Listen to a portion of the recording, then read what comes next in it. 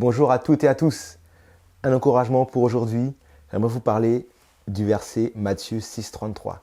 On aime ce verset. Je vous le lis. Cherchez premièrement le royaume et la justice de Dieu, et toutes ces choses vous seront données par-dessus. Mais quand on parle de toutes ces choses, de quoi s'agit-il? On remonte juste avant. Souvent, la parole de Dieu s'explique par elle-même. Il faut prendre bien le contexte. Verset 31. Ne vous inquiétez donc point et ne dites pas que mangerons-nous, que boirons-nous, de quoi serons-nous vêtus?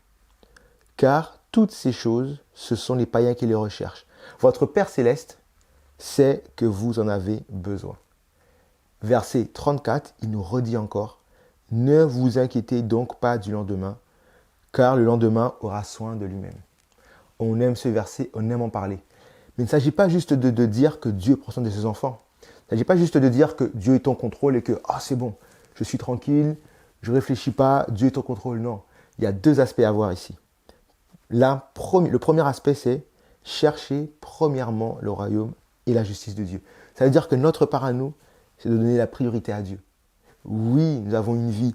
Oui, nous sommes là, nous existons. Mais Dieu passe avant toute chose. Il est au centre. Si on s'occupe de ses affaires, il s'occupera de nos affaires.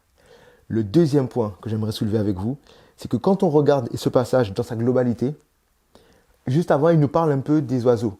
Et il nous dit, verset 26, « Regardez les oiseaux du ciel, ils ne sèment ni ne moissonnent, et ils n'amassent rien dans des greniers. Et votre Père Céleste les nourrit. Ne valez-vous, vous, pas beaucoup plus qu'eux ?» Vous voyez, ce qu'il est en train de nous dire, c'est que les oiseaux qui sont dans le ciel, ils ne réfléchissent pas au lendemain. Ils ne se soucient pas, qu'est-ce que je vais faire demain, qu'est-ce que je vais manger demain, qu'est-ce que je vais boire demain. Ils vivent au jour le jour, mais ils travaillent. Quand on voit un oiseau, jamais on ne le voit qui reste là quelque part, qui ne fait rien. Il est tout le temps en action. Il ne se soucie pas de demain, certes, mais aujourd'hui, il travaille. Il est en action. Il fait son nid. Il cherche à manger. Il nourrit sa progéniture. Il est au travail. J'aimerais juste vous dire, aujourd'hui, pour vous encourager, soyons juste des chrétiens équilibrés. Oui, Dieu est au contrôle. Oui, Dieu fait toutes choses. Oui, c'est Dieu qui gère. Mais nous avons notre part à faire. Mais nous voulons le laisser au contrôle et le laisser au centre de nos vies. Si Christ est au centre de nos vies, qu'est-ce qui se passe? Dans ce cas, nous, on bosse, on fait ce qu'on doit faire, mais en ayant tout le temps la vision sur Christ.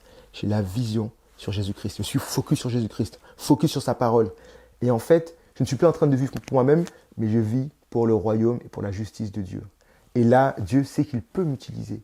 Il sait qu'il peut réellement occuper toute la place dans ma vie. Et là, qu'est-ce qui se passe? Je produis du fruit. Je produis du fruit pour moi-même, mais aussi pour tous ceux qui sont autour de moi. Et là, je deviens une lumière qui commence à porter du fruit. Et en continuant comme ça, je grandis, je crois. Et comme dit la parole, de gloire en gloire, je ressemble à Christ. Soyez bénis.